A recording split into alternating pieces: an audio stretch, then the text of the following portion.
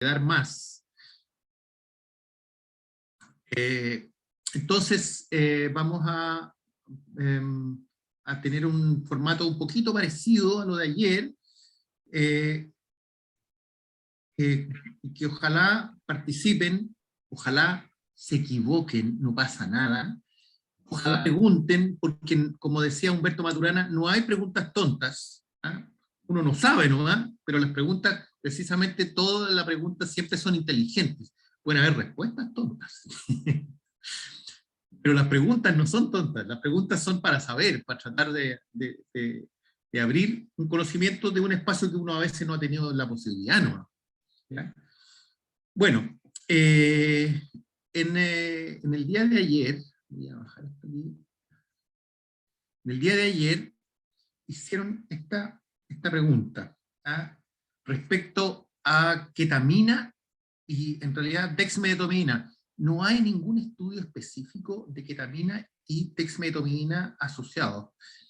Pero en este estudio en ratas mostraron que al destruir el locus ceruleus con una toxina y dar anestesia con ketamina o anestesia con tiometal, se observa que la anestesia con ketamina se acorta el efecto anestésico de la ketamina y con tiometal se alarga en el tiempo. ¿Ya? Y a nivel espinal sucede que la analgesia con ketamina se deteriora. ¿Ya? Entonces, ¿qué podemos concluir de esto? ¿Ya? Que en realidad al destruir el locus ceruleus, que sería un equivalente a estar bloqueándolo con dexmedetomidina, podríamos encontrarnos con el fenómeno de que se acorta la anestesia ketamínica y se acorta la analgesia ketamínica. Entonces habría un efecto antagónico. ¿Ya? El estudio, para hacerlo formalmente, es el desafío que le dejamos a la próxima generación, pues. Así que ahí está, para que vean, siempre hay cositas por hacer. ¿Ya? Ahí queda abierta la pregunta, ¿qué pasa con dex y ketamina? ¿Hay efectivamente antagonismo? Bueno, esa era la pregunta que quedó ayer un poco dando bote, ¿ya? Hoy día nos vamos a hacer otra pregunta. La pregunta es, ¿qué es lo diferente de la anestesia en el paciente anciano, en relación al paciente tipo, ¿ya? Y en niños, sobre todo en recién nacidos? ¿Quién se atreve a decirnos decirnos alguna cosa que crean que nos puede aportar? ¿Dónde está el cuesco de la diferencia entre estos cerebros, el paciente anciano ultra frágil y el recién nacido? ¿Cuál es la diferencia desde el punto de vista anestésico? La diferencia esencial. ¿Alguien se atreve?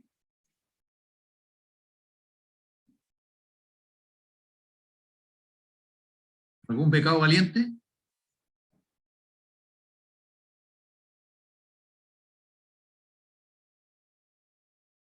Calladitos todos, ¿no? Hay todos un poco en silencio, pero vamos a elegir a ver alguno por ahí.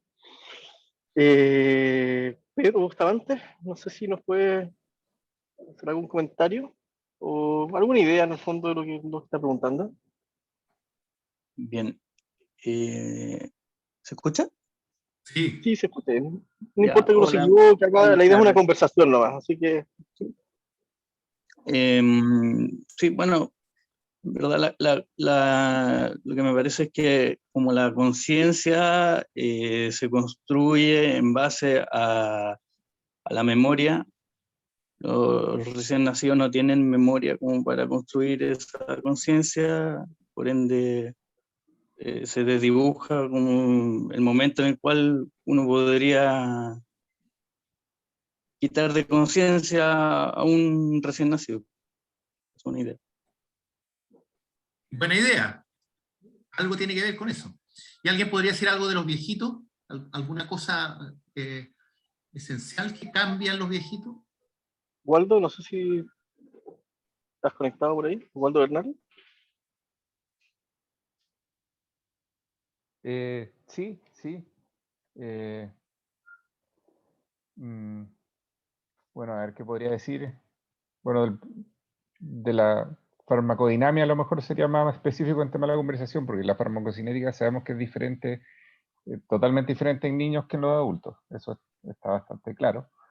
Pero la farmacodinamia sabe que los pacientes adultos son mucho más lábiles y mucho más sensibles, a cambios a lo mejor se podría considerar más pequeños, y tanto como para la inducción como para la recuperación de la conciencia, lo que conversábamos ayer. De cierta forma va a ser vamos a tener que ser mucho más cuidadosos con un paciente añoso, ya que por el mismo riesgo de delirium, que es lo que conversábamos nuevamente ayer, estaría más expuesto, a diferencia de un paciente a lo mejor de 30 años o más aún en un paciente pediátrico.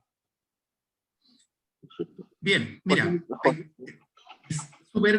hay ya una aproximación desde lo grueso. Waldo nos habla probablemente de diferencias farmacocinéticas entre niños, edades intermedias y edades avanzadas, como grupos diferentes, ¿ya? Recordar que la farmacocinética significa que en la práctica tenemos que administrar menos o diferentes dosis por el tiempo, ¿cierto? Para mantener una misma concentración plasmática en cada uno de estos grupos de edad. Y nos habla de la farmacodinamia en términos generales, que los pacientes más ancianos serían más sensibles y por lo tanto asumimos que requieren menos concentración.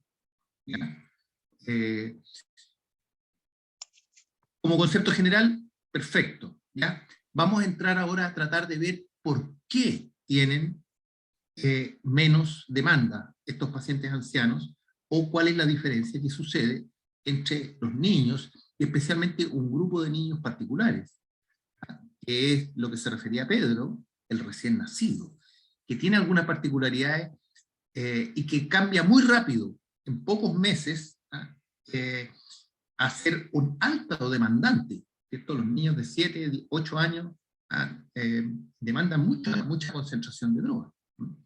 Eso es lo que vamos a tratar entonces de conversar en este momento, ¿ya? Para eso vamos a generar básicamente esto, puras provocaciones en torno a los cerebros frágiles, o más bien los cerebros extremos, ¿ya? Los cerebros extremos tienen un problema complejo de que, por ahora, el diagnóstico desde los test cognitivos es solamente asociativo, ¿ya? Y no desde el conocimiento neurofuncional. Y eso es lo que se está recién empezando a construir, ¿ya? Se han aprendido a hacer solo test clínicos y tratar de asociar con la demanda de droga o el comportamiento posterior. Segundo, no tenemos todavía modelos realmente finos, farmacocinéticos, farmacodinámicos, para edades extremas. Tercero, los índices electroencefalográficos no incorporan covariables de edad, ni representan el fenómeno informático complejo que es esta actividad oscilante cerebral, como conversamos ayer. Además, y eso debemos hacernos la autocrítica, en general hay poca práctica de titular, donde incluso, pongo aquí definiciones, la misma definición de titular es bastante ambigua y mal interpretada en muchos casos.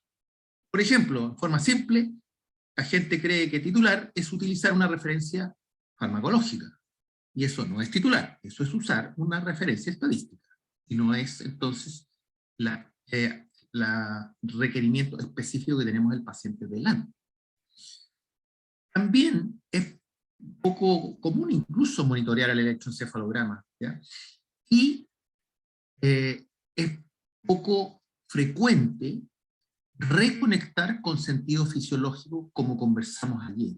Recuerden que dijimos que la reconexión debe pretender parecerse al despertar de las mañanas. Es decir, primero conseguir una actividad cortical activa sin conexión al medio. Y después reconectar al medio, y después entonces en forma natural se produce la actividad de respuesta al llamado o a la actividad muscular motora o propositiva. Tenemos además muy poco conocimiento aún en estas edades extremas de la expresión electroencefalográfica específica de estos cerebros, ¿ya?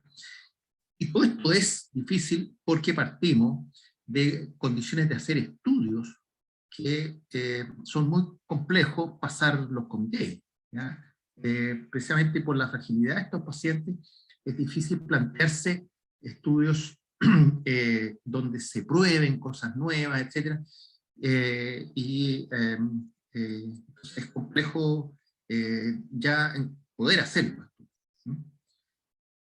Fíjense que aquí tenemos, por ejemplo, un caso de un chico de pretérmino de 2 meses de edad, voy a corregir, entre 8 semanas, donde estamos usando Propofol en 1.5, modelo PET-Fusor, ¿ya?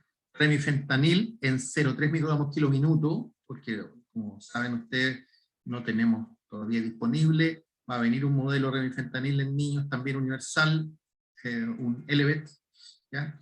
Y también tenemos dexmedetomidina, ¿ya? En concentraciones de 0,4 microgramos kilo minuto. Pero tenemos, básicamente, la anestesia está aquí en 1.5. Fíjense cómo se ve el electroencefalograma en estos niños. El espectrograma está lleno de fenómenos de supresión. Con estas concentraciones, en un chico de 2 meses, si viene pretérmino, ya tiene 2 meses.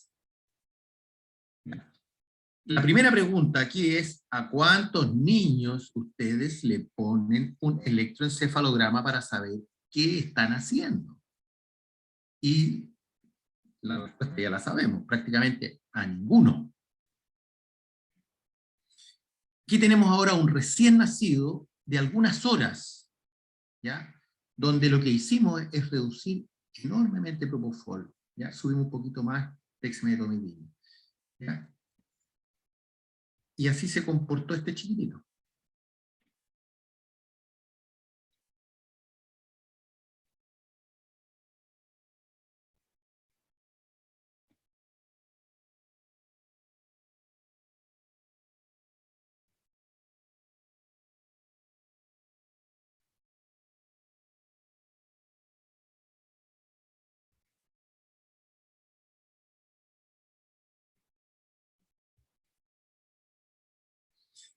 Como ustedes ven, fíjense, aquí se cerró el espectro, ¿ya?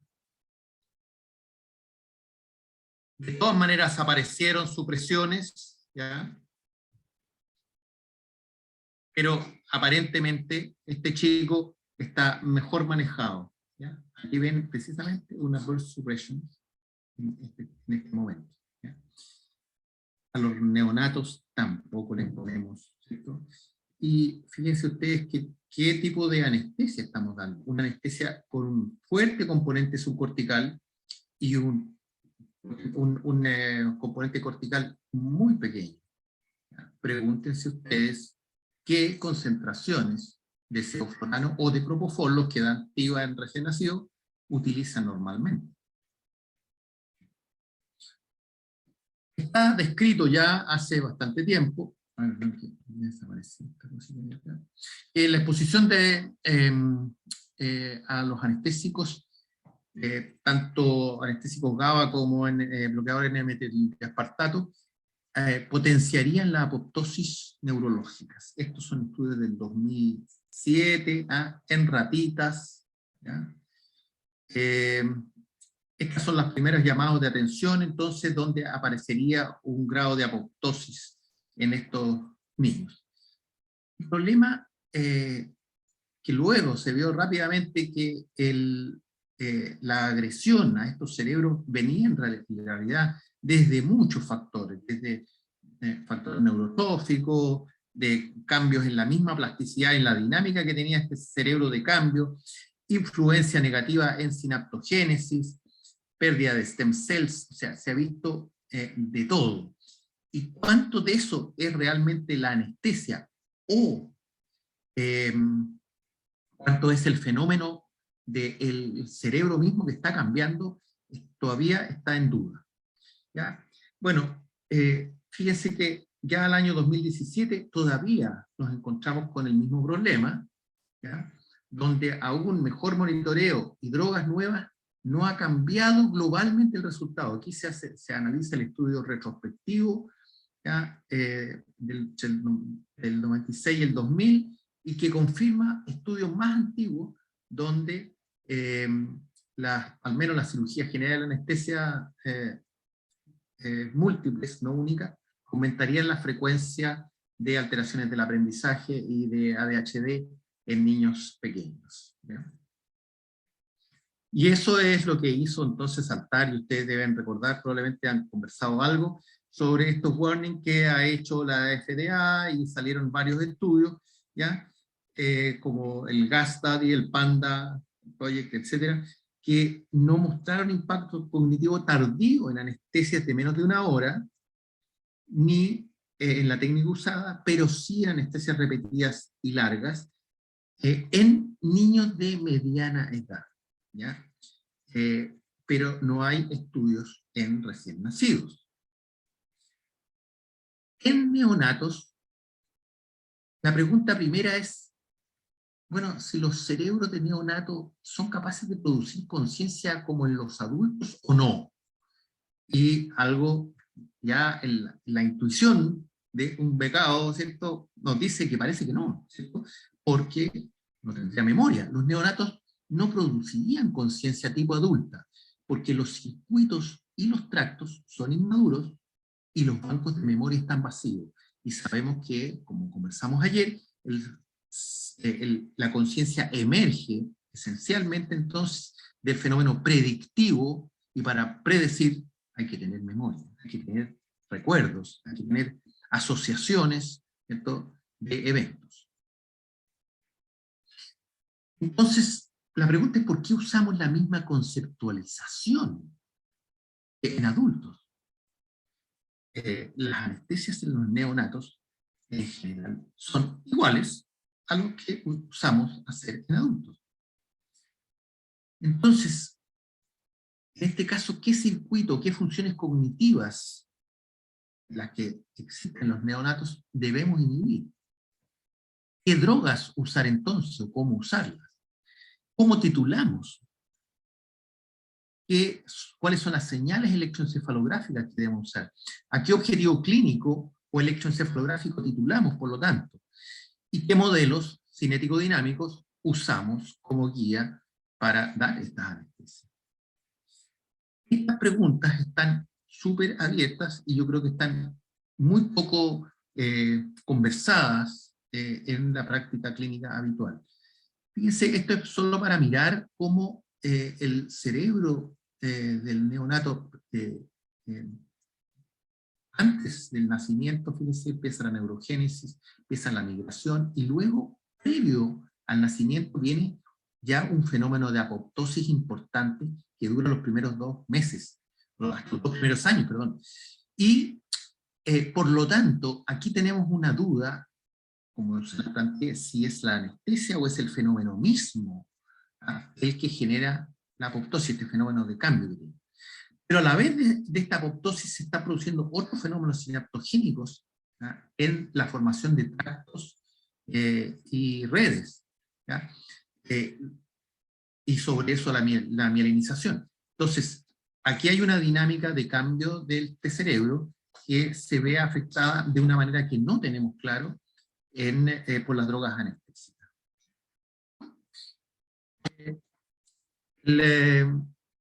El profesor Jean-Pierre Changeux, que le dieron el premio Albert Einstein hace 3 años, está con su ayudante. No, tuve una bonita conversa con él.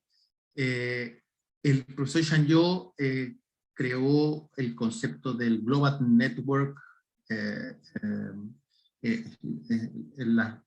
cómo se generan las redes globales de trabajo cerebral, y específicamente nos dice que las vías verticales del tronco, las diencefálicas y tálamo corticales que regulan los estados de conciencia, se establecen antes de su conexión con estos circuitos del Global Network, dando lugar en el recién nacido a disposiciones neuronales parcialmente funcionales, ¿ya?, pero aún muy inmaduras para el acceso a un contenido de la conciencia. Entonces, ¿qué tipo de actividad conciencia genera el neonato? Sin tractos finalizados y sin bancos de memoria asociativa. Aquí está el dato, fíjense, aquí es la foto para mostrarle que esta es la subplaca donde se está formando la conexión desde del tálamo hacia las neuronas piramidales, ¿ya?, como en los pretérminos, o los pretérminos ya más tardíos, van formándose entonces las distintas placas que provienen desde la unión tálamo-cortical. Entonces, la subplaca guía la formación tracto tálamo-cortical, y la densidad sináptica cortical todavía no es homogénea, aún en el full término. Entonces, el neonato y conciencia, lo que nos dice Shanyo, dice que el recién nacido muestra una cierta conciencia sensorial ante estímulos dolorosos, tiene capacidad de diferenciar entre el tacto propio y el no propio, de sentir que su cuerpo está separado del mundo, es decir, tiene ya un proto-yo, de expresar emociones y mostrar signos de sentimientos compartidos, y detectar señales, entre comillas, objetivas de la movilización de los circuitos de la Global Network a nivel de la corteza prefrontal en este procesamiento sensorial. ¿Ya? Y también entonces responde a la interacción social básica, con esas características ya de redes que él tiene. Sin embargo, sus capacidades de manipulación interna de la memoria de trabajo son muy reducidas. Por supuesto, es irreflexivo, está orientado solamente al presente de esa manera, ¿ya?, y hace muy poca referencia al concepto de sí mismo todavía, ¿ya? De hecho, la identificación del yo en los niños, ustedes bien saben que empieza a aparecer a partir de los 2 años, ¿ya? Y antes ellos no son capaces de identificar y pasar el test del espejo, por ejemplo. Los recién nacidos muestran rasgos característicos de lo que podría denominarse entonces una conciencia básica o mínima, ¿ya?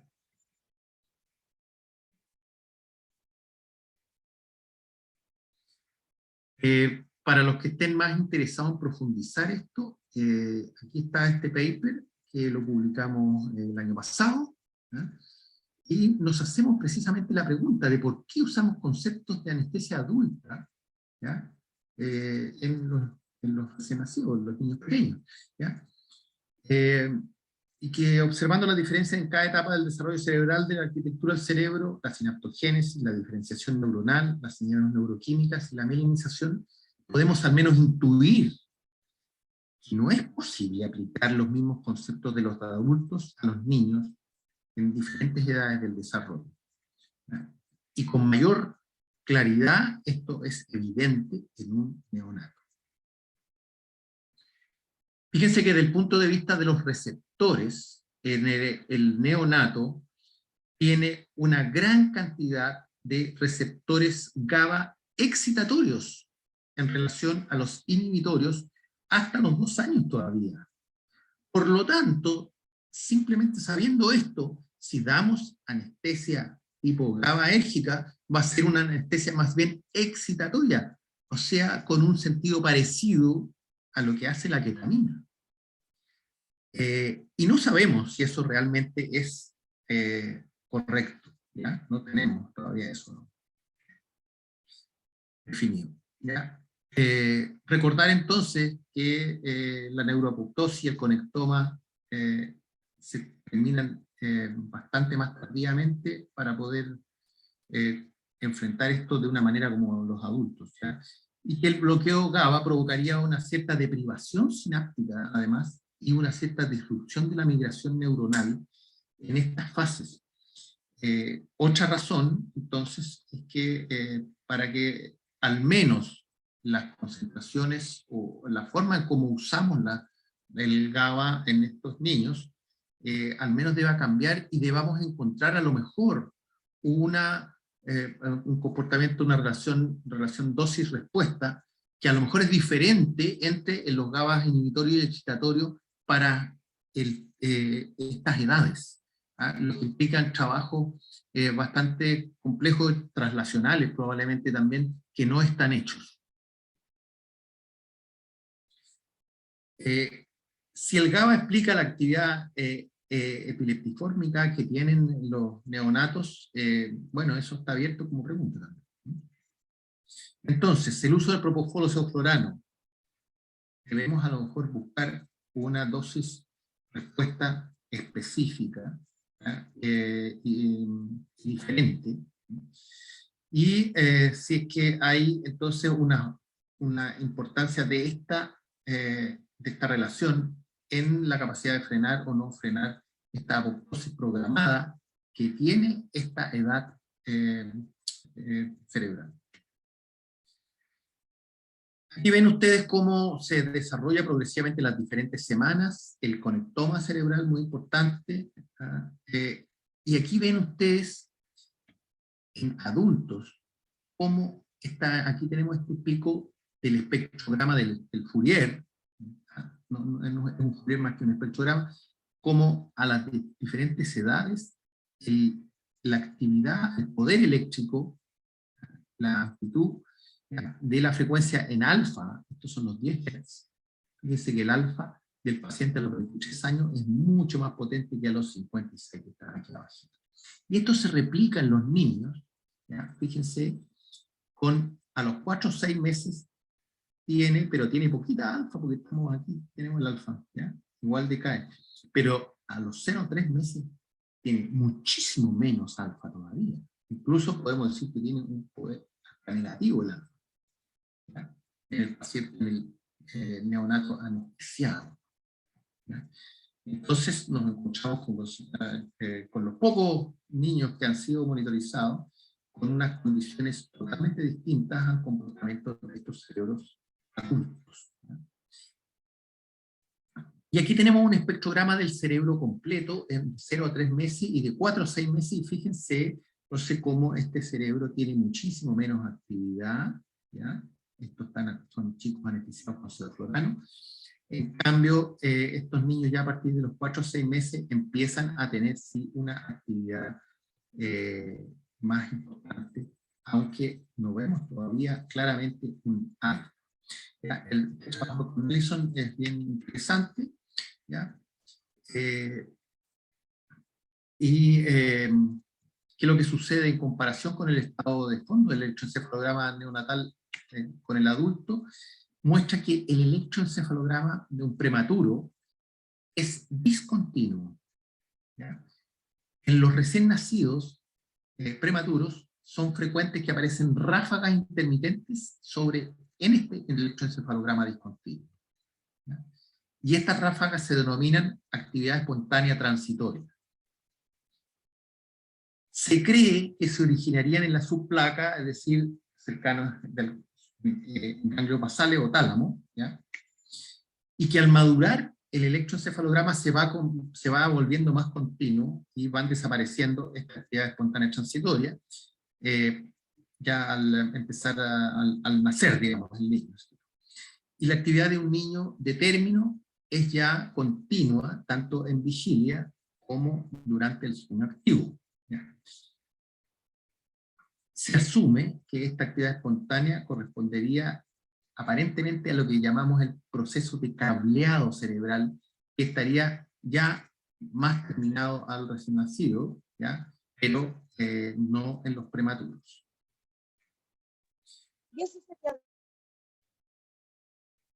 ¿Había una pregunta? No.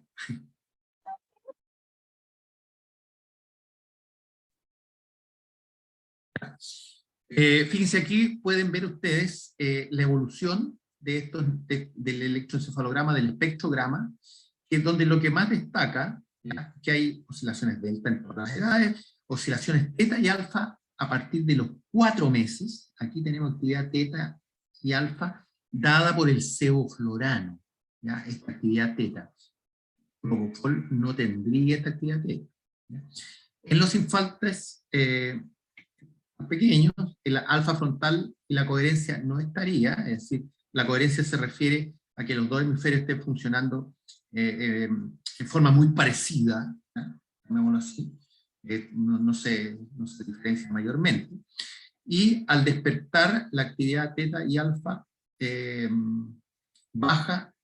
empieza a bajar ya desde los 4 a 6 meses, se empieza a solidificar aquí también.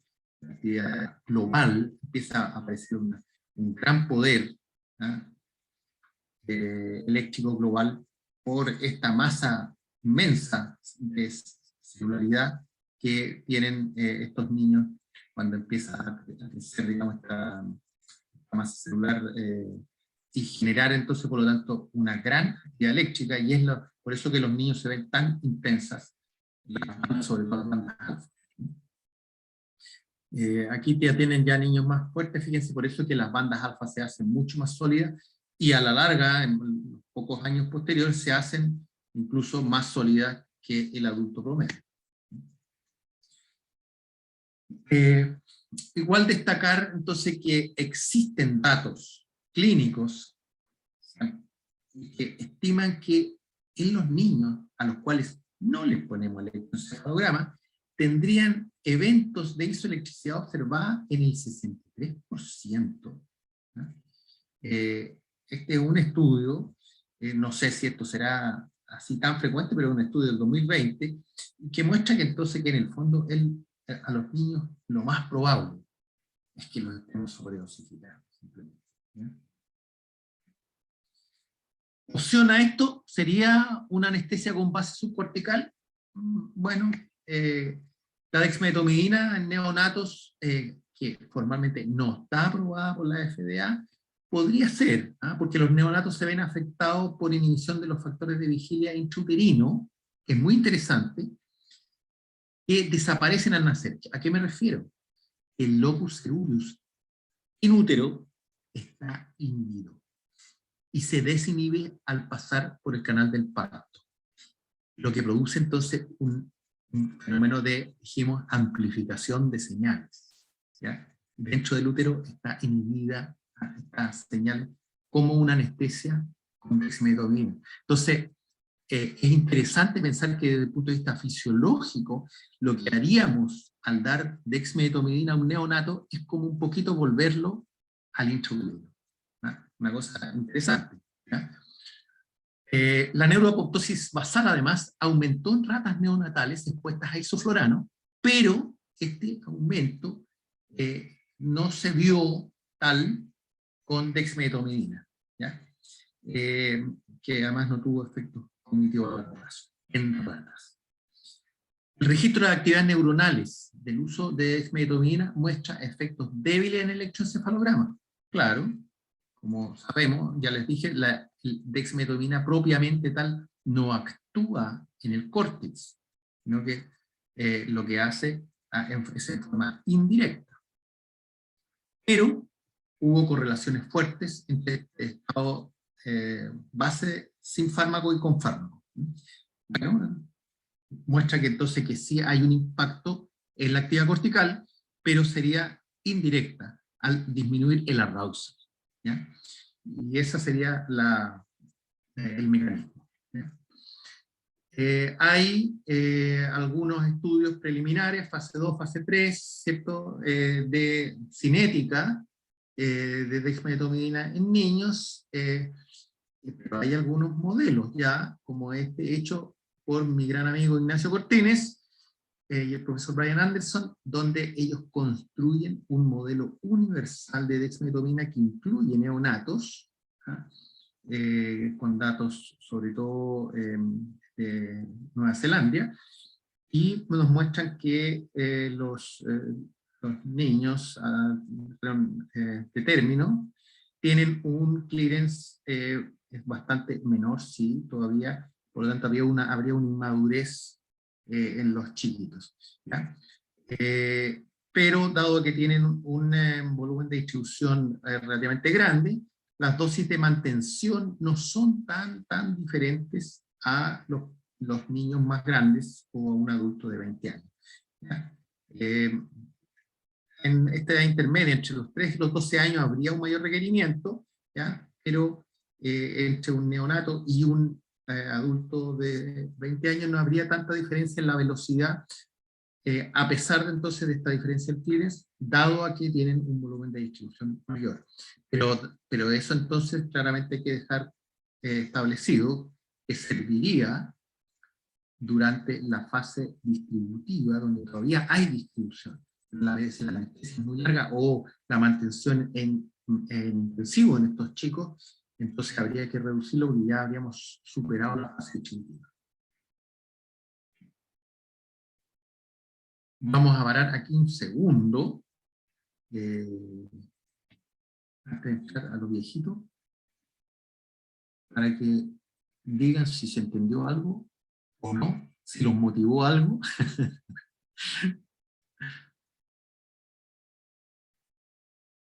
Adelante.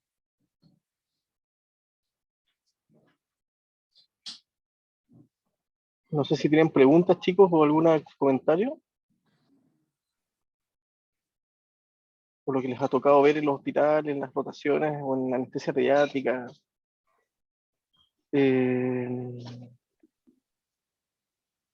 Sí. Hola. Alguien por ahí levantó la mano, pero no lo...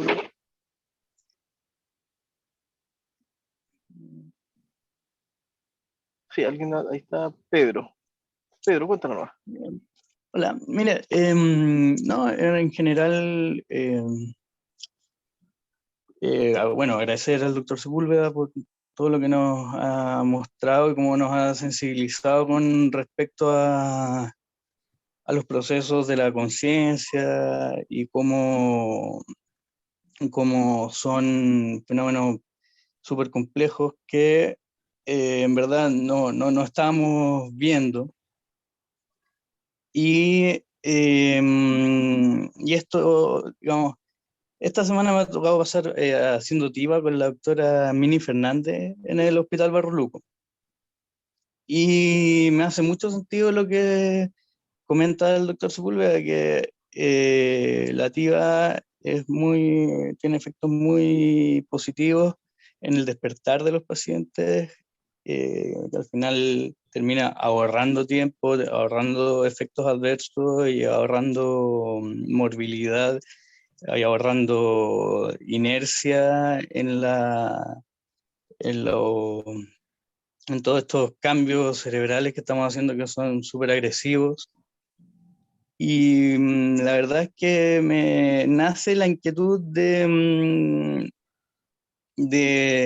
tratar de entender por qué se llega, según entiendo, y disculpen, y corríjame si es que me equivoco, de que se está orientando el tema, según lo que escuché en una última presentación que había hecho el doctor Sepúlveda, de que tal vez como los modelos de infusión de Propofol, como el Snyder, siguen teniendo una mala correlación temporal en la pérdida de conciencia en adultos mayores. Entiendo que una recomendación sería volver a ocupar una bomba de infusión continua, una dosis de 10 miligramos kilo hora por unos 10 minutos, para lograr tener lo que queremos, que es una inducción lenta, eh, digamos que produzca un menos efectos adversos, cardiovasculares, etc. Lo cual hace mucho sentido, pero cuando he tratado de convencer a algunos staff, sobre todo en urgencia, obviamente, que esto en la práctica para un anestesista, que le digan que va a tener que inducir por lo menos 10 minutos a su paciente, genera una resistencia bien grande y es difícil llegar a eso. Y me pregunto por qué se llegó a esa conclusión, si es que es así como lo estoy entendiendo. obviando todo lo que se ha avanzado en farmacodinámica y en todos los modelos de infusión, ¿por qué se llega como a esa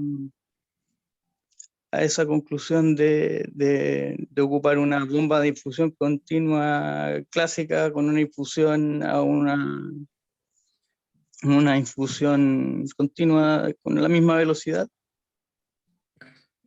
Pero tú, Y ¿en qué año estás tú, Pedro? en primero. Ah, ya, por eso. Te falta un poquito. Está bien. Es buena esto de que te hayan... Pero, mira, la primera cosa que te quiero contar. Cuando yo presento esos datos, estoy presentando en el contexto, ayer, por ejemplo, hablamos de inducciones lentas a 10 miligramos por kilo hasta que perdía la conciencia, y después pasamos a TGI. Eso es solo posible porque la bomba primea, permite ese juego. ¿Ya? Permite partir en lo que se llama modo de entrenamiento, que son miligramos por kilo, y por lo tanto permite una infusión lentita. Pierde la conciencia y cambia el modo. ¿Ya? Eso no lo puedes hacer con otras bombas. Lo que hay que hacer con otras bombas son escalones. ¿Ya? Entonces puede hacer esto. Entonces no es que me cambie a otra infusora ni nada. ¿Ya? Esa primera cosa. ¿Por qué? Lo hago así además porque es la forma más lenta, ¿ya? Y en un viejito no lo hago a 10 miligramos por kilo, lo hago a 8. Y me demoro 6 minutos, 5 minutos, o 8 minutos. O sea, eso no es nada. No es nada, y están así que muchos de estos pacientes, yo pongo la vía, empiezo la infusión, en enfermo normal, 10 miligramos por kilo, y le pongo el oxímetro. Y ningún enfermo, hasta aquí, ningún enfermo, antes de perder la conciencia, va a ser apnea, porque ningún enfermo va a haber perdido el tronco. Entonces, estás ganando el tiempo, y mientras el enfermo se está sedando, tranquilo, estás poniendo los monitores, ¿ya? Entonces, es otro escenario. En el viejito, incluso, puedo ir más lento, y son más o menos los mismos tiempos. ¿Ya? Entonces, no es que esté cambiando, es la misma infusora. Cuando no tienes infusora primera, haces escalones, ¿ya? Vamos a hablar un poquito de los escalones en los viejitos ahora, ¿ya? Hasta la pérdida de la conciencia. Vamos a titular. ¿Qué pasa con los modelos? Los modelos tienen errores, por supuesto, pero es mejor tener modelos a no tener modelos. Eso es súper importante también, ¿ya? Como es mejor tener un bis con un numerito a no tener ninguno, ¿ya? Pero es mejor tener espectrografía, ¿cierto? A tener un numerito nomás. O sea, tómenlo de esa manera, o sea, son los caminos en que hemos ido avanzando. ¿Por qué hacemos además inducciones lentas? Precisamente porque lo único que queremos es desacoplar la actividad córtico-cortical para que desaparezca la capacidad de generar conciencia. No estamos hablando de profundidad anestésica. Eso es lo que hablamos con Gonzalo un poquito antes de entrar. La profundidad anestesia para mí es un concepto que ya quedó obsoleto. Lo que nosotros tenemos que hacer en primera instancia es imposibilitar solamente al córtex, que es donde se emerge la conciencia, a generar conciencia. Y eso lo hacemos con muy poquita droga al final de cuentas. ¿Ya? Y no necesitamos más profundidad. Se acabó. Yo solo logro desacoplar los mecanismos que generan conciencia. La segunda pega es inhibir la nocicepción. Es una pega distinta, pero ya logré la dosis justa y exacta para desacoplar la capacidad de generar conciencia. Y no hay más profundidad aquí. Porque cuando hablamos de profundidad, hablamos como que toda la anestesia y todos sus componentes fueran un mismo todo que va hacia, no sé, hacia una fosa submarina. ¿Ya? Eso no es así. Hay que sacarse ese concepto. ¿Ya? Son carriles distintos, ¿ah?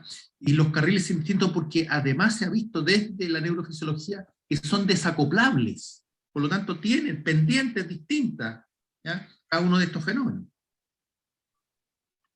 ¿Ya? Buena conversa, muchachos, ya igual hace emerger, como ustedes ven, la pura conversa hace emerger y aclarar pequeños detallitos de los conceptos. No hablamos nada de los neonatos, los dejé ahí nomás latiendo. Léanse el paper que hicimos, ¿ya? Que está ahí referenciado, está entretenido, ya tiene más de casi 1000 lecturas en la literatura mundial, así que no ha ido bien. Hay interés. ¿Alguien más quiere hacer algún comentario? Están escribiendo. Alguien dice evitar el overshoot del bolo de perfusión, dice el doctor Muñiz. Doctor Muñiz, grande Muñiz. Existen estudios como el PANDA que muestren, dice acá, desenlaces neurocognitivos con Presex. Hacen una pregunta acá, doctor Contreras. Si existen estudios, acá dice, está escrito, acá dice, existen estudios como el PANDA, escribe el doctor, que muestren desenlaces neurocognitivos con Presex y para sedación en UCI pediátrica. En pediatría no hay estudios grandes, pero sí los grupos de vanguardia de pediatría, que son la doctora Kera Mason en Harvard, el grupo uruguayo con el doctor Sánchez, y mi amiga Valeria Epulev, están haciendo cositas para tratar de tener números. Están partiendo. Y en adultos, espero tenerle en el segundo semestre buenos resultados, porque estamos terminando ahora un lindo trabajo, precisamente en ancianos, bien ancianos. A lo que vamos a pasar ahora, ¿ya? Fantástico, súper. Muy bien, a ver. Bueno, los viejitos son muy múltiples, como ustedes ven, ¿ah? Muy variables, y la variabilidad es gigantesca. Y no los hemos tratado bien nosotros, ¿no? Ni nadie, creo, a estos pobres viejitos. Bueno, vamos a partir con este video, ¿ya?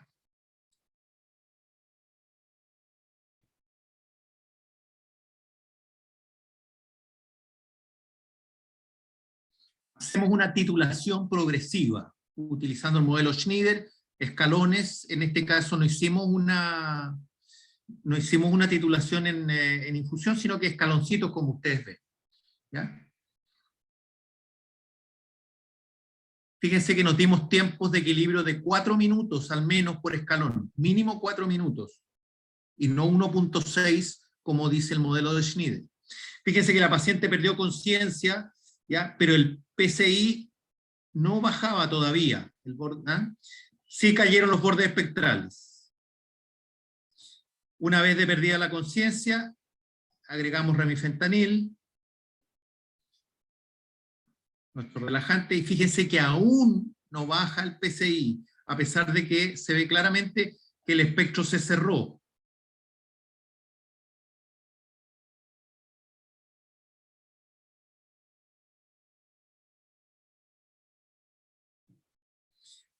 Ahí al momento de la intubación ya había bajado el PCI, y como ustedes ven no nos movemos más de la concentración en la cual la paciente perdió la conciencia. Todo bien estable, todo tranquilo. Pero empiezan a aparecer algunas cositas, fíjense esas líneas negras, ¿ya? Y empiezan a aparecer más frecuentes, en pocos minutos, llegando al 30%, lo que nos obliga a reducir entonces la concentración de propofol. Y nos muestra, ahí está, para que ustedes vayan viendo que los modelos en general están sobrepredichos, ¿ya? Y lo muestra la misma práctica clínica, y la van a ver ustedes, como frecuentemente entonces todavía está paciente con un grado importante de supresión, y tenemos que seguir bajando hasta que esta supresión desaparezca.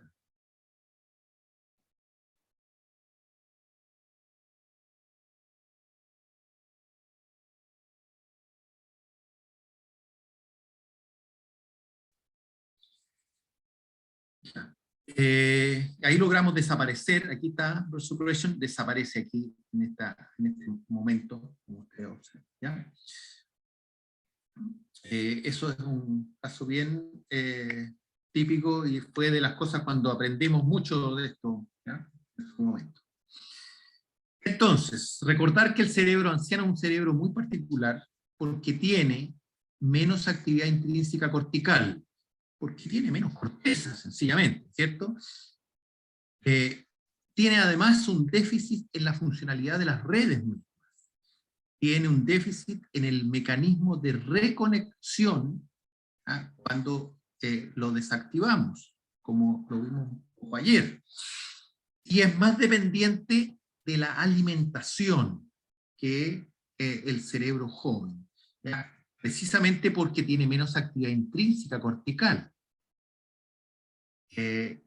Y por lo tanto, si nosotros cortamos la alimentación en un cerebro que ya tiene menos actividad intrínseca cortical, va a ser más fácil dormirlo. Eso ya empieza a explicarnos, no desde el déficit de receptores u otras cosas, sino que sencillamente nos empieza a explicar por qué los pacientes necesitan menos droga, ¿ya? Además, tiene mayor inercia del sueño y de la anestesia, es decir, tiene mayor dificultad de salir de la anestesia, ya dijimos, por el déficit de receptores orexinérgicos, que era uno de los tipos de fenómenos, pero también, si tiene déficit en la funcionalidad de redes, por supuesto, entonces le va a ser difícil volver a encontrar el camino de reconexión a esta dinámica oscilante, ¿ya? En estado, lo que llamamos, en estado de criticalidad. La muestra de que el cerebro adulto, anciano, tiene menos actividad intrínseca cortical, por ejemplo, es la actividad de sueño REM, ¿ya? El sueño REM, como ustedes ven aquí, progresivamente con los años, va disminuyendo, ¿ya? Y el sueño REM se le considera una actividad de conciencia desconectada, como dijimos ayer, ¿ya? Esto es parte de la evidencia de la menor actividad cortical intrínseca.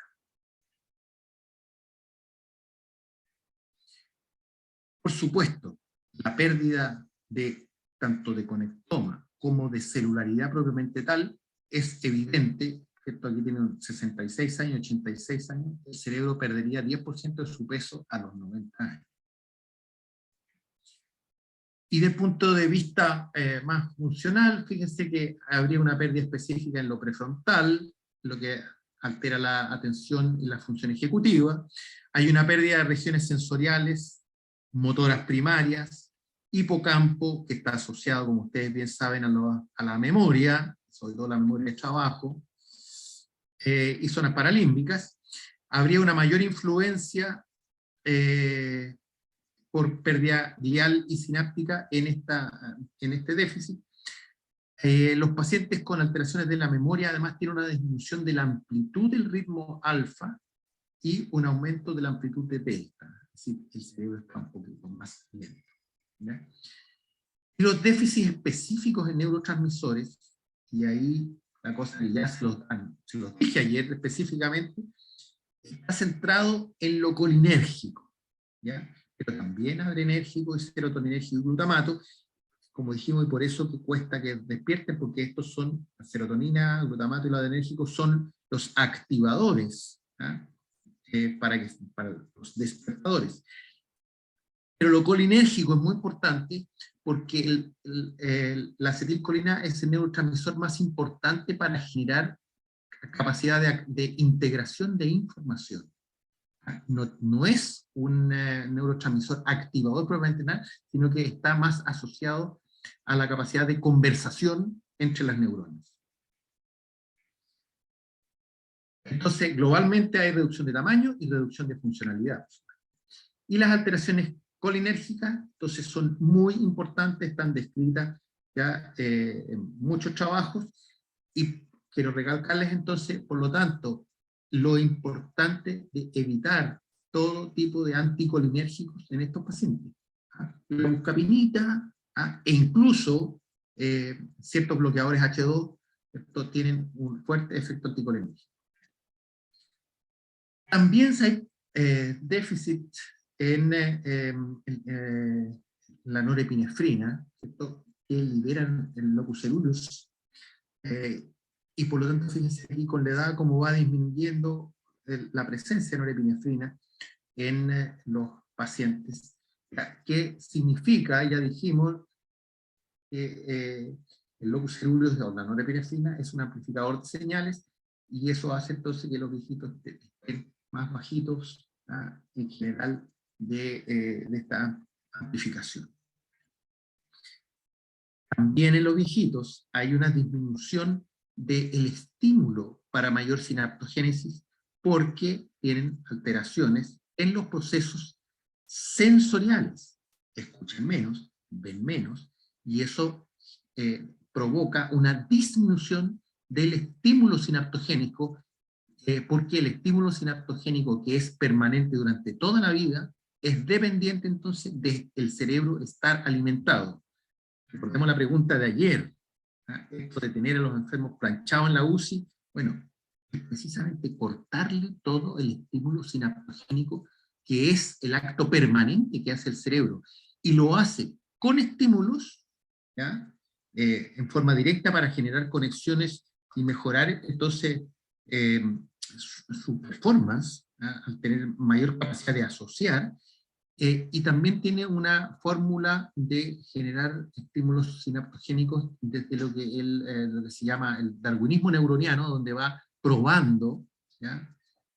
Si es que una conexión sináptica mejora la performance, y si no, la retira, ¿ya? O sea, la sinaptogénesis es pro y contra también, ¿ya? Pero es en el fondo una actividad permanente. Bueno, ¿qué implica todo esto? Que hay menor sinaptogénesis, menor neurogénesis, hay debilitación de tracto, dijimos, y hay reducción del input cortical periférico. Implica en sí mismo una menor capacidad de integrar, pues, es lo que llamamos el binding intracortical. Y desde el punto de vista de la teoría informática de Tononi, implica menor capacidad integrativa, es decir, tener menos phi, que es lo que Tononi como él utiliza el phi como la magnitud. Hay más y menos phi, significa mayor o menor capacidad de integración informática, ¿ya? Desde el punto de vista de la conectividad, vemos que las redes cerebrales muestran una menor modularidad, ¿ya? Por lo tanto una menor distinción en las funciones de las redes mismas, y por lo tanto hay una menor eficiencia local para su funcionamiento. Y la conectividad está disminuida en las grandes redes que soportan la conciencia y la cognición per se, ¿ya? Y habría, eso sí, poca cambios en las redes de conectividad somatomotor y visual. Este estudio es muy bonito, que los que quieran revisarlo, se empiecen a interesar en este tema. La pregunta es: ¿por qué ante tanto tipo de cambio un cerebro envejecido aún es capaz de crear conciencia? Y eso, bueno, la sorpresa que tendrán es que, primero, porque la conciencia es un fenómeno informáticamente mínimo. Se habla de que nosotros recibimos alrededor de 11 millones de bits por segundo, pero para generar la conciencia necesitamos solamente 50 bits. Para ejecutar una operación matemática, 12 bits. Es así, la conciencia es muy chiquitita. Y por lo tanto creer, y esa es una sobrevaloración que tenemos nosotros como humanos, de que nuestra conciencia es capaz de entender realmente el mundo que nos rodea, es probablemente lo que nos ha llevado a cometer muchos errores, y centrar tan antropocéntricamente la debacle que estamos empezando a tener en muchos ámbitos de nuestra sociedad. Ahora, el córtex envejecido tiene, dijimos ya, menor actividad intrínseca y es más dependiente de la activación, ¿ya? Pero hay un deterioro progresivo como resultado de todo esto en el rendimiento, y eso es obvio, lo vemos, ¿ya? Estaría explicado por todo lo anterior, ¿ya? Dijimos también que tiene una respuesta inercial aumentada y le cuesta salir, entonces le cuesta dormirse y le cuesta despertarse, ¿ya? Y hay un punto de quiebre, ¿sí? Donde la conciencia se va deteriorando, y hay un punto de quiebre en que precisamente desaparece la conciencia como la entendemos, en su amplitud completa, digamos, y su actividad es capaz de resolver los conflictos de interacción con el medio que tiene el ser humano, y eso cuando se entra entonces en demencia o delirio. Y del delirio, precisamente, podemos decir que el delirio, ¿qué es entonces? Es esencialmente un estado disfuncional asociado a la conectividad. Es más bien una disconectividad de redes. Eso es, entonces, el delirio esencialmente así se manifiesta, ¿ya? Entonces, y los pacientes con delirio tendrían una reducción de la conectividad de la banda alfa con aumentos de la dirección en las regiones centrales del cerebro hacia anterior de las bandas delta. Además, un número de propiedades de redes que se llaman las path length y clustering coefficient son anormales en estos pacientes que presentan delirio, ¿ya? O sea, algunas mediciones específicas que se hacen en redes y que algunos electroencefalografistas expertos podrían encontrarse, ¿ya? Por lo tanto, un paciente que se están buscando fórmulas de predecir estados neurológicos que predigan el delirio postoperatorio o postintensivo, digamos. En concreto, los autores definen el delirio como un síndrome de desconexión, ¿ya? Entendido entonces como fenómeno de redes. El problema es que la identificación del delirio y las alteraciones cognitivas es bien complicada,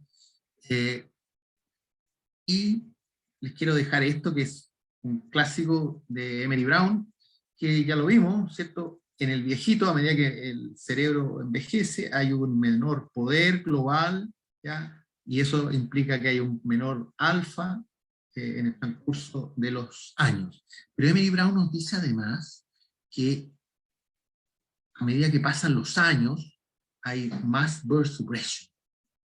Y eso yo no estoy de acuerdo.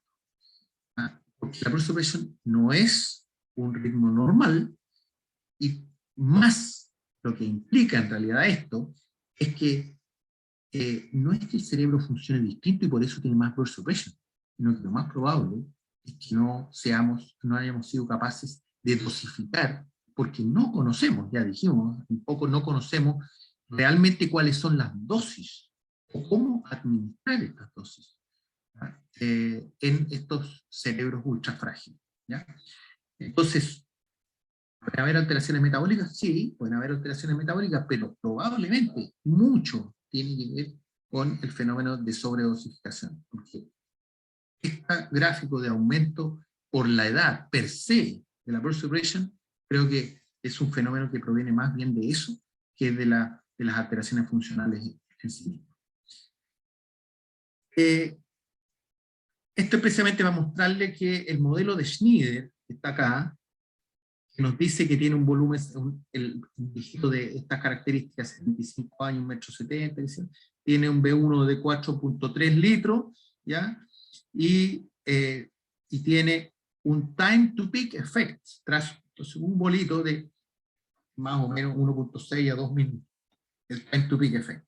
Nosotros hicimos una reevaluación de esto y encontramos dos cosas importantes. Uno, que el EC50 del viejito es menor que el de Schneider, que el decreto por Schneider, por lo tanto son más sensibles a lo que dice Schneider.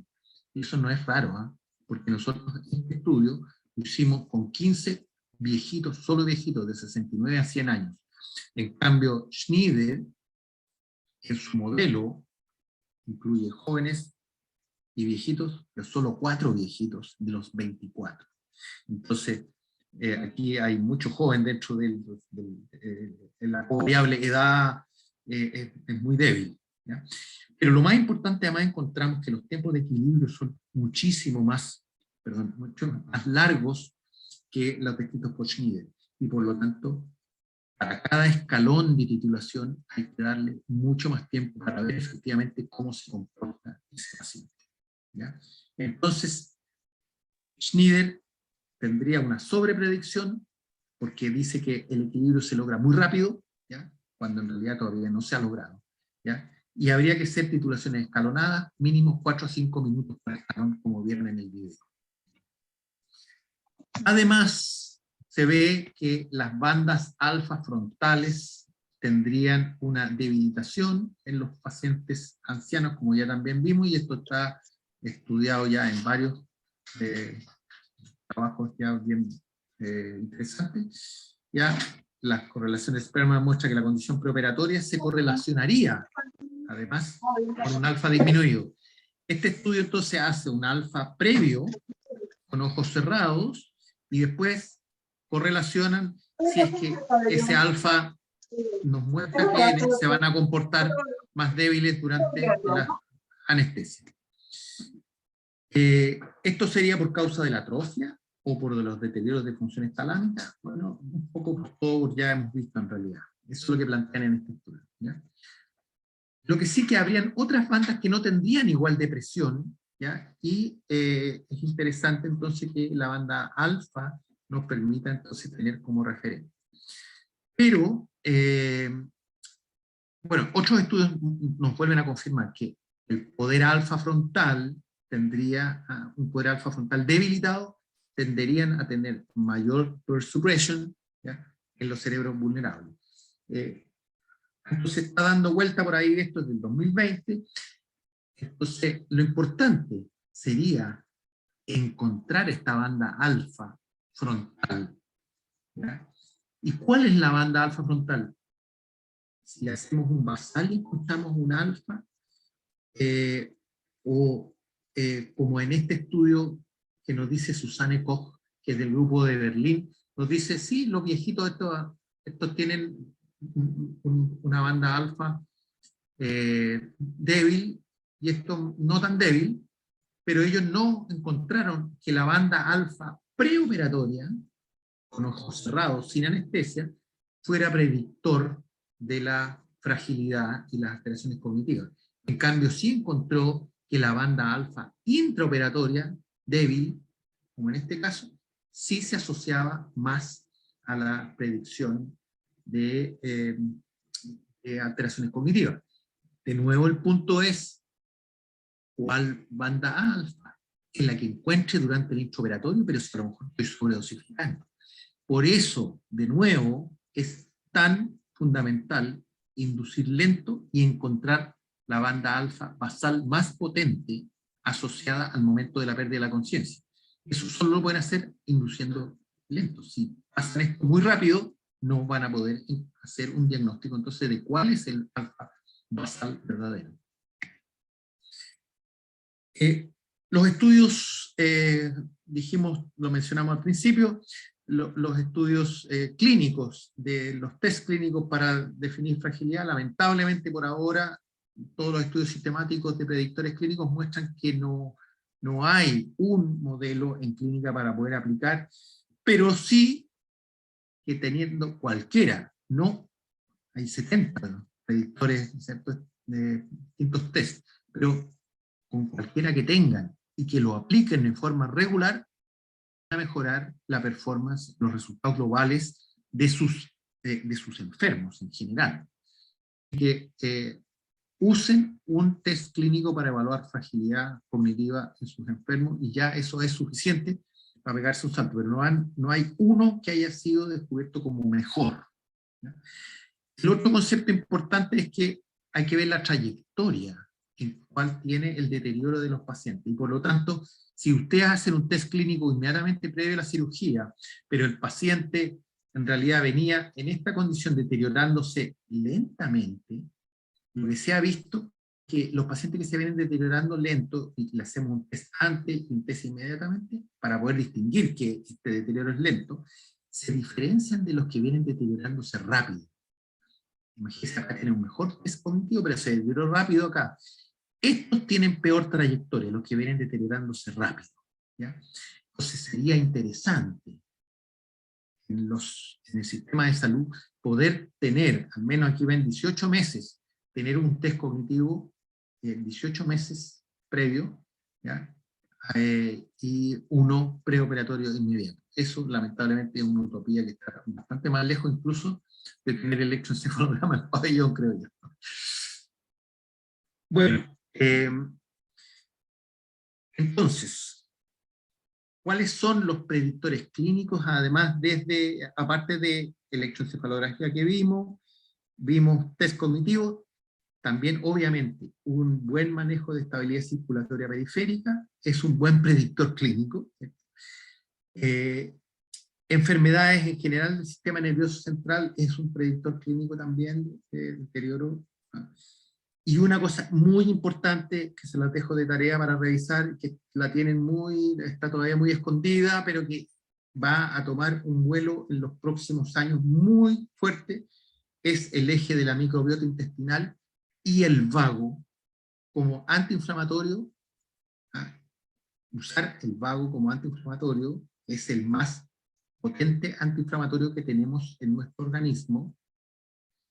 Y ahí vamos, hay muchas cosas que conversar al respecto, sobre todo en la participación de la neuroinflamación. El vago juega un rol central en la neuroinflamación, que es parte del problema, que no es estrictamente anestésico, es un problema de la cirugía propiamente tal, ¿ya? El que genera la neuroinflamación. La hipótesis biológica del delirio entonces dice, en resumen, una disminución de la actividad colinérgica, como dijimos, una disminución de la formación reticular del tracto del núcleo solitario, es decir, cuando se nos echa a perder el vago, ¿ya?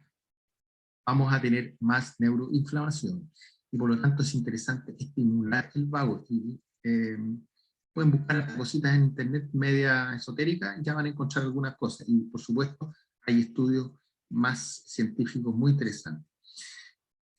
Una hiperactividad del locus ceruleus también podría generar. ¿Y cuál es una hiperactividad del locus ceruleus? Les voy a contar que el sevoflurano excita el locus ceruleus. Los voy a dejar ahí nomás. La disfunción noradrenérgica ya la vimos, ¿cierto? La caída de la noradrenalina disminuye entonces esta actividad potenciométrica de la Rausa, y la disfunción entonces ya vimos también de la conectividad. Esto es la base de la hipótesis biológica del delirio. Todo esto entonces altera la integración de información, que es la parte enérgica conciencia. Y para que ustedes vean entonces, aquí este artículo es muy bonito, el cerebro inerte, donde explica la inercia post-anestesia y la inercia del sueño. Yo estoy muy contento de este artículo porque me cita 2 veces en algunos trabajos que hemos hecho al respecto, ¿ya? Y nos dice que se inicia con las funciones básicas, la recuperación de la conciencia, regeneración o recuperación de la conciencia, se inicia con las funciones básicas, que son las que normalmente le pedimos al enfermo. Abra la boca, saque la lengua, a lo mejor inmediatamente despertando. Esas son funciones ejecutivas básicas, ¿ya? Que no caminan hacia las complejas, ¿ya? Que además tienen mucha variabilidad. Entonces, no sirve evaluar que el enfermo te responda a eso, porque eso casi funciona en ganglios basales, ¿ya? Que te saque la lengua. Es muy poco exigente, y por eso que estamos recomendando el uso de test cognitivos más complejos durante la primera hora postoperatoria, ¿ya? Las funciones complejas que debemos evaluar entonces es la función de atención, la función sensoriomotriz, la memoria, el razonamiento lógico, el pensamiento abstracto y la velocidad de procesamiento, ¿ya? Que en mi práctica está bastante bien evaluada con un MoCA test, que es bastante complejo, ¿ya? Y eso, este orden, que tiene una variabilidad como les explico aquí, no es el proceso inverso también del paso de conciencia a inconsciencia. Es distinto esta instalación de los fenómenos cognitivos, ¿ya?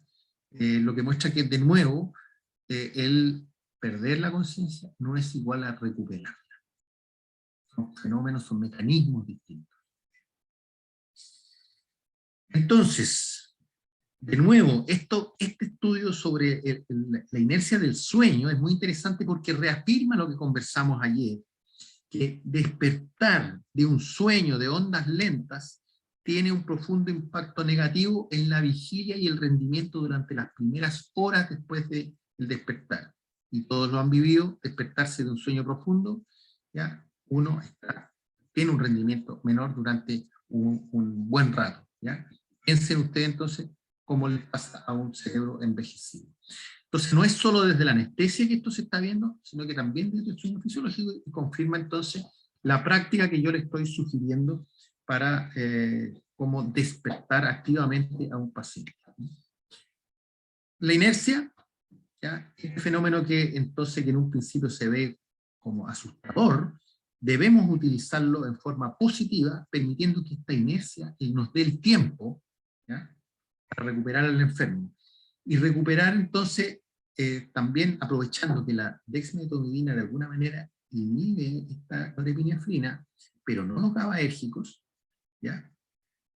Permitir entonces lavar el GABA primero, para que recuperemos la acetilcolina, ¿ya? La serotonina y la orexina, para que se empiece a despertar el córtex, pero mantener inhibido todavía la actividad noradrenérgica con la dexmedetomidina, y así permitir que el córtex se active, recupere su capacidad integrativa y su actividad intrínseca, y posteriormente entonces, una vez que vemos ya cierta actividad electroencefalográfica de activación, podemos cortar la dexmedetomidina o mantenerla en dosis mucho más chiquitita, por más tiempo en recuperación un rato, ¿cierto? Para que se vaya despertando este paciente lentamente y no sobresaturemos entonces este cerebro que tiene, llamémoslo así en forma computacional, una memoria RAM disminuida. Entonces no saturarla y por lo tanto permitirle que vaya generando su integración de información en forma equilibrada.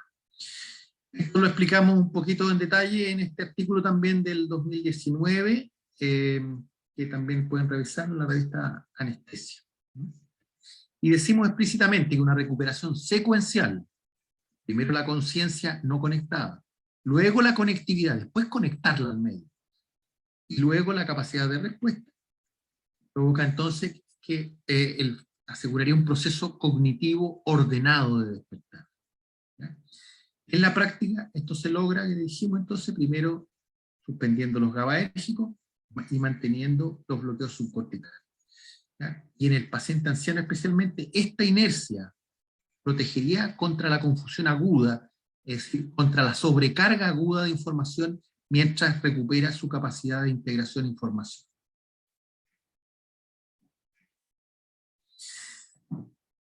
Bueno, entonces, por ahora, los diagnósticos de riesgo todavía son débiles, estos test cognitivos, ¿ya? Y no tenemos conocimiento neurofuncional suficiente, además no están asociados estos diagnósticos a la condición neurofuncional.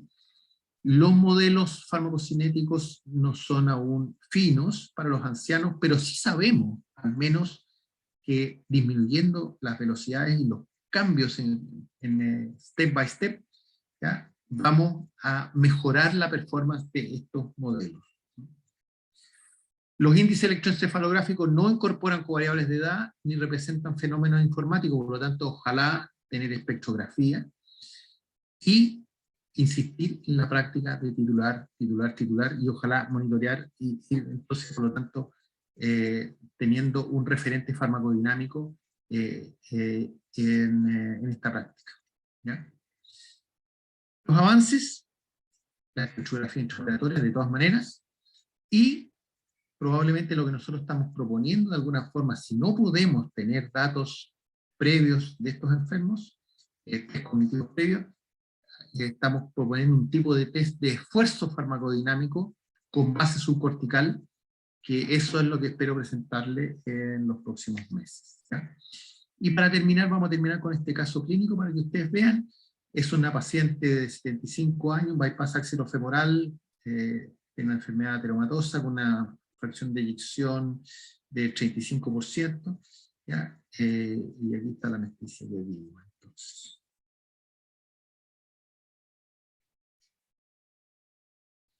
paciente ya dormida. Dice, aislados fenómenos de supresión, pero tiene una buena banda alfa que se ve ahí establemente, ¿cierto?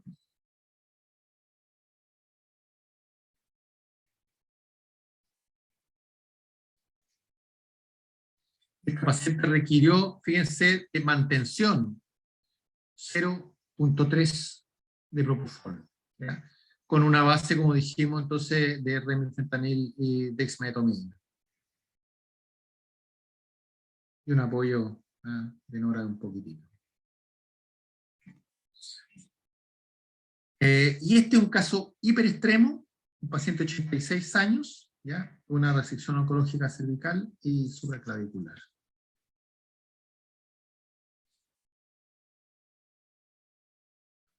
Mira, ahí tiene una buena oscilación alfa-delta, ¿ya? Dexmedetomidina. Tenemos remifentanil, dexmedetomidina, y eventualmente vamos a ver si va a necesitar propofol. Usamos etomidato, la de inducción, ¿ya? Remifentanil,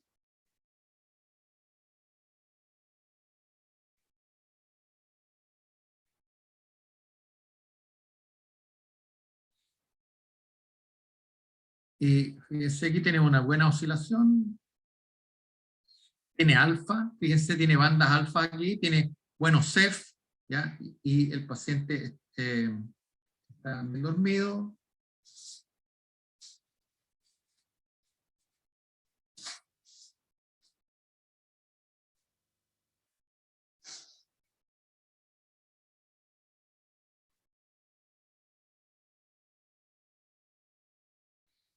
Se mantiene entonces, ven como ustedes, muy bien cerradito, con su actividad en alfa, a pesar de que es un viejito, muy viejito, como esta es la evolución. Fíjense lo que llama la atención aquí, el PCI alto, ¿ya? Pero, ¿ya? Estabilidad.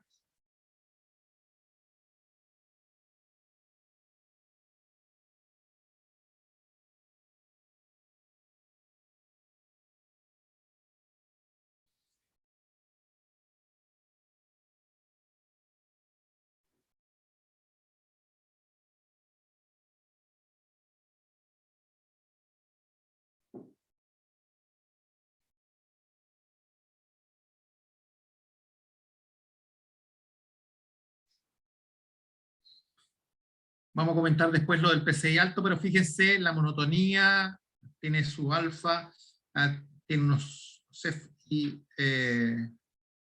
una gran estabilidad hemodinámica, por supuesto, de este paciente. ¿Ya? Y procedemos entonces a despertarlo.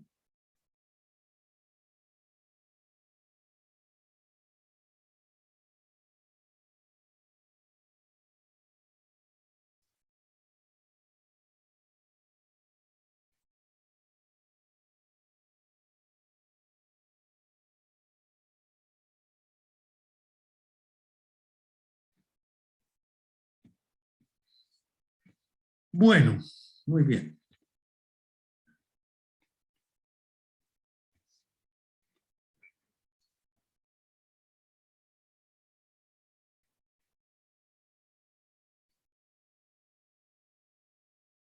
Sería.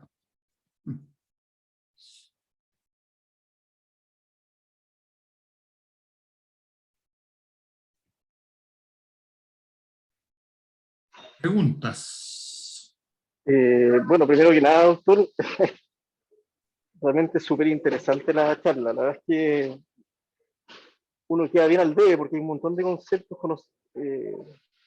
y claro, que obviamente uno los vio en la década hace varios años atrás y que es impresionante cómo se han ido, no digo complejizando, pero sí efectivamente una serie de herramientas que este es el sentido en el fondo que uno de los sentidos que tenía presentar esto a los becados, que evidentemente que todo el conocimiento de la no sé, neurofarmacología es algo súper, demasiado importante.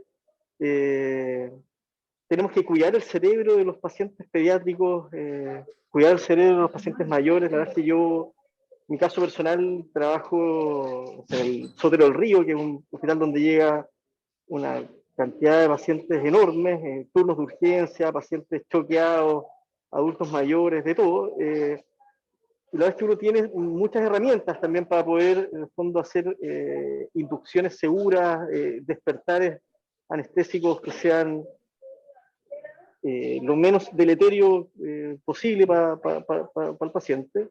Y la verdad es que yo le quiero agradecer, porque la verdad es que los conceptos que ha dado han sido muy importantes, muy claros. Y quisiera, no sé, dejar algunos minutos, si alguno de los becados tiene alguna pregunta o algún comentario, o les ha tocado ver algún paciente en particular en relación a lo que expuso el doctor. No sé, damos algunos minutos para que pueda levantar la manito y darles la palabra.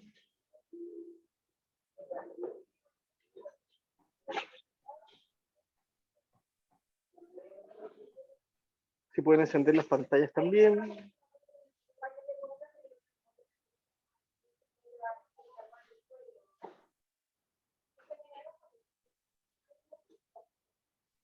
Parece que están muy... Joaquín Raúl, Muy no sé anonadados, muy anonadados. que veo ahí en pantalla, no sé si tienen algún comentario, pregunta o alguna duda o algo que comentarle al doctor. Hola. ¿Me escucha? Sí, sí. Doc, buenas noches. De antemano, muchas gracias por esta charla que nos acaba de dar. A mí me quedó pues como cierta duda con respecto al tema, sobre todo en los pacientes ancianos. En muchos de nuestros centros, hablo de mi caso en particular, yo me formé en el Hospital Barros Luco y estamos enfrentados a una gran población de pacientes adultos mayores, y obviamente siendo un centro público, pues estamos también expuestos a las limitaciones que tienen este tipo de centros. No tenemos, digamos, que disponibilidad de hacer TIVA en la gran mayoría de los pacientes, y también tenemos muchas limitaciones con respecto a la utilización del BIS y mucho más con el espectrograma. Y usted ayer dio pues, un concepto que me pareció clave, y era que cuando nosotros nos enfrentamos a los pacientes que estamos dando anestesia con gases, tradicionalmente a nosotros lo que nos enseñan es que nosotros monitorizamos la profundidad anestésica con el MAC. Finalmente, ayer lo que nos dijo, la idea que nos quiso dejar era que finalmente con el MAC nosotros no estamos haciendo ningún tipo de monitorización de cómo está la conciencia del paciente. Finalmente, no están titulando, no están exacto. titulando. Finalmente nosotros estamos viendo es una respuesta motora más que una respuesta de conciencia cuando titulamos a los pacientes con gases a través del MAC. Obviamente los estudios con respecto a los gases y la neuromonitorización han ido pues aumentando cada vez más, pero en estos centros donde nosotros tenemos este tipo de limitaciones, ¿qué tipo de recomendación nos podría dar usted con respecto a una mejor forma de titular estos gases, tratando de evitar, bueno, con todo lo que nos explicó sobre el delirio, el delirio en estos pacientes? Porque muchas veces nosotros nos enfrentamos a un pabellón, estamos con un paciente adulto por cualquier tipo de cirugía, y lo que decimos es no, el paciente se movió, entonces muchas veces no, es que no está tan profundo el paciente, está un MAC de 0,8, 0,7, y ahí lo que hacemos es abrir más los gases. Entonces finalmente eso no sería como una respuesta de profundidad, sino una respuesta motora. Y y yo creo que también en esas situaciones muchas veces como que infravaloramos o dejamos a un lado el uso, por ejemplo, de bloqueo neuromuscular, porque también se nos ha vendido la idea de que no, pasemos más bloqueo porque nos vamos a quedar pegados, nos vamos a quedar pegados y nos vamos a atrasar. Entonces, ¿qué estrategia podríamos utilizar en estos pacientes con respecto a ser un poco más cautelosos con el uso de gases? Mira, a ver, pequeños detalles de concepto que tenemos que manejar bien, ¿no? El MAC, uno no está dando, cuando dice, estoy dando 0,8 MAC. ¿Cuánto es 0,8 MAC? 0,8 MAC, ¿cierto? Un MAC es 2% de sevoflurano. Por lo tanto, 0,8 MAC es dar más o menos 1,6%. ¿Ya? Eso es en todos los casos. Yo no doy 0,8 MAC a un enfermo, no estoy dando 0,8%. Ojo como concepto, ¿ya? El MAC es un valor estándar. Y si yo doy entonces 0,8 MAC, estoy dando en referencia al 2%. Muchos dicen yo le ajusto el MAC. No, el MAC no se ajusta, el MAC es un valor nomás. Es un valor que está establecido en la literatura. ¿Ya? Lo que yo ajusto, le pongo más droga nomás. Pero no. Eso es muy importante para que tengamos bien claro en los conceptos que trabajamos. Segundo, efectivamente, el MAC, como bien sabemos, se refiere a mecanismo inmovilizante. ¿Ya? Y para los pecados, sobre todo los pecados más nuevos, recordar que el año 91, Rampil hace el primer estudio que muestra dónde radica el MAC, a pesar de que incluso con éter, Claude Bernard ya lo había hecho, y había mostrado que la inmovilidad radicaba por el efecto del éter en la espina. Pero el año 91, creo que en Anesthesiology, Rampil muestra que el MAC radica en la espina, ¿cierto? Porque hace descerebra unas ratitas y todo el anestésico, entonces, demuestra que el MAC no cambia con ratas descerebradas. ¿Ya? Del mismo valor con cerebro y sin cerebro, entonces la inmovilidad, ¿cierto? Recuerden que a la inmovilidad del estímulo radica entonces en la espina. Y el año siguiente, Antonini, 92, muestra la cosa al revés, toda la anestesia hacia el córtex, hace un shunt, ¿ya? Y muestra que para lograr la inmovilidad había que dar 250 veces el MAC. Lo que claro que en el fondo eso es lo que, porque no estábamos durmiendo la espina, pero estábamos dándole 250 veces más anestesia al córtex. ¿Ya? Es bueno revisar esa historia, para darse cuenta que eso, y cómo entender el tema del MAC. ¿Ya? Y como yo les dije, si lo que queremos con el sevoflurano, o con el propofol, porque para eso están esas dos drogas, queremos solo desactivar la capacidad de generar conciencia.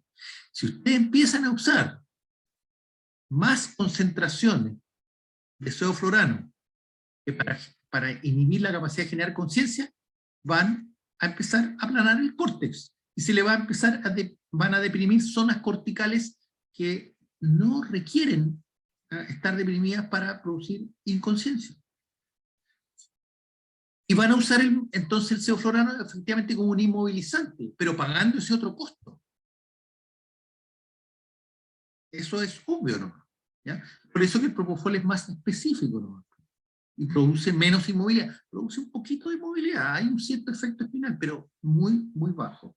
¿Ya? Entonces, la lógica, cuando hablamos de TIVA versus gases, tiene que ver más con eso, de cómo usamos, para qué usamos el gas. ¿Lo usamos para inmovilizar o lo usamos para inhibir el fenómeno de inconsciencia? ¿Ya? Piénselo con eso. Segundo, los opioides son inmovilizantes. ¿Ya? Por lo tanto, pueden usar opioides, y sobre todo, ojalá el opioide más flexible que tengan, Remy, idealmente.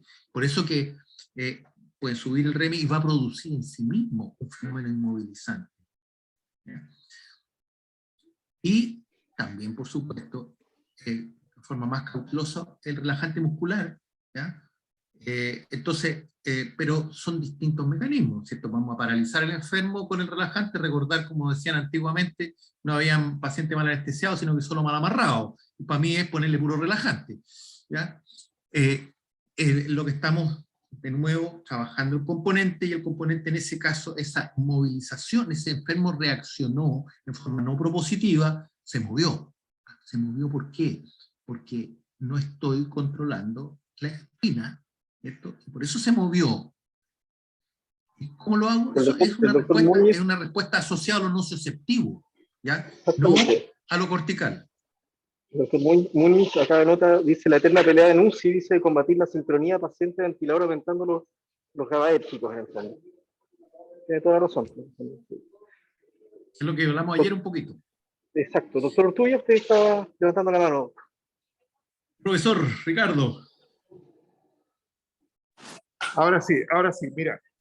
Yo lamentablemente estoy en una cirugía y ahora tengo que despertar a la paciente y extubarla, porque ya terminó. Así que me quería disculpar por no haber estado ayer, que estuve con el cráneo aquel, que era de urgencia, y no me dejó en ningún momento. Y hoy día tuve unos instantes, pero la verdad es que yo creo que yo he asistido muchas veces a tus charlas, Pablo, y también los libros que tú tienes, los artículos que tú tienes son espectaculares. Yo creo que, aunque dicen que uno nunca es profeta en su tierra, pero yo creo que el doctor Sepúlveda sí es profeta en nuestra tierra, totalmente. Y tenemos el privilegio de tener a alguien como él acá en nuestro país y tener acceso a toda su experiencia y su conocimiento.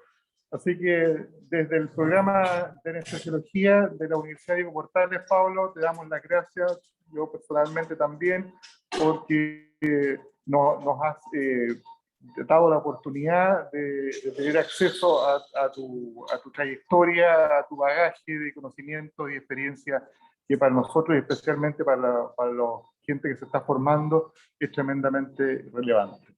Así que muchísimas gracias y me disculpo de nuevo. No, gracias a usted. Bueno, chiquillos, mira, esto es una historia de nunca acabar, vamos a seguir conversando, así que espero haber dejado muchas dudas.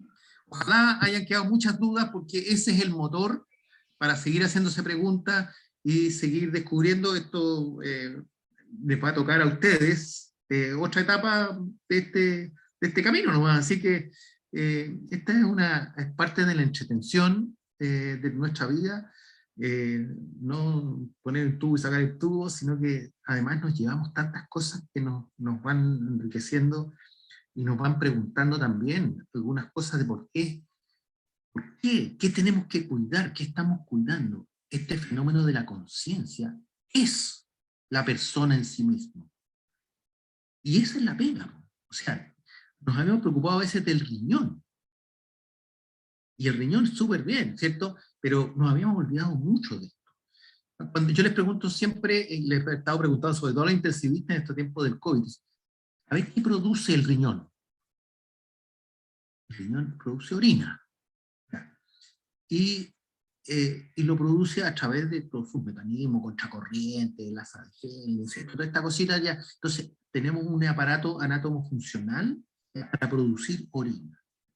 ¿Qué produce el cerebro? Y normalmente nos hemos preocupado de mantener la oxigenación, la presión, pero no nos hemos preocupado de medir, porque cuando medimos el riñón, medimos la orina. ¿Y cómo medimos entonces lo que produce el cerebro? ¿Qué primero produce? El cerebro produce mentalización, consciente o inconsciente, pero por mentalización al fin. Y cada cerebro, si está produciendo mentalización, está funcionando. El punto es cómo la medimos. Y hoy día estamos empezando a aproximarnos a través de estas cositas que estamos poniendo en el cráneo, ¿ya? buscar formas que el cerebro esté produciendo mentalización y actividad permanente y por lo tanto no bloqueando esta funcionalidad que tiene que ver con neurotransmisores, con redes, con sinaptogénesis, que, o sea, es más allá que solo la transmisión eléctrica, sino que también hay una dinámica que se está moviendo de la celularidad incluso. Todo eso está emergiendo hoy día para poder decir qué hace el cerebro y cómo lo evaluamos. Tal como evaluamos la orina, vamos a tener que buscar y caminar a encontrar fórmulas de mantener entonces un cerebro sano, funcional, en cada una de estas edades extremas. Y esos son hoy día, por lo menos, quedan casi en el concepto de la filosofía, y que hay una gran discusión y muy bonita al respecto, donde los anestesistas tenemos la posibilidad de aportar enorme cantidad de datos para poder descubrir tanto el fenómeno de la conciencia misma, cómo se produce, cómo se pierde, cómo se recupera, etcétera, etcétera.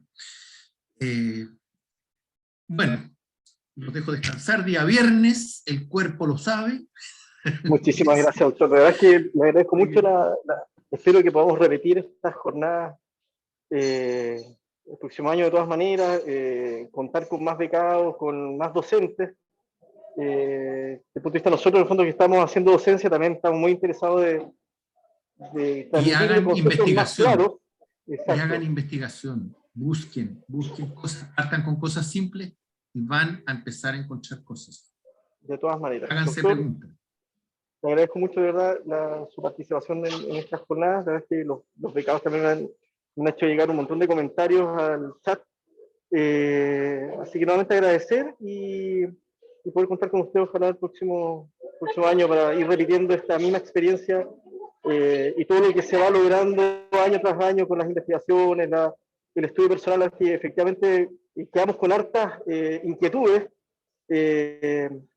Obviamente nuestras anestesias van siendo cada vez en el fondo un poco más al tallo con respecto a distintos tipos de pacientes. En el caso mío, me encanta dar anestesia desde cabros chicos hasta adulto mayor, mater, neuro, tórax, lo que en el fondo uno, estoy en la etapa en la que uno va tratando de hacer de todo, pero también se expone también a pacientes que requieren un manejo fino y un manejo bien profundo de tanto la farmacología, de las neurociencias, y también disponemos también de monitores, de sistemas que nos ayudan para poder hacer mediciones mucho más precisas de lo que estamos haciendo.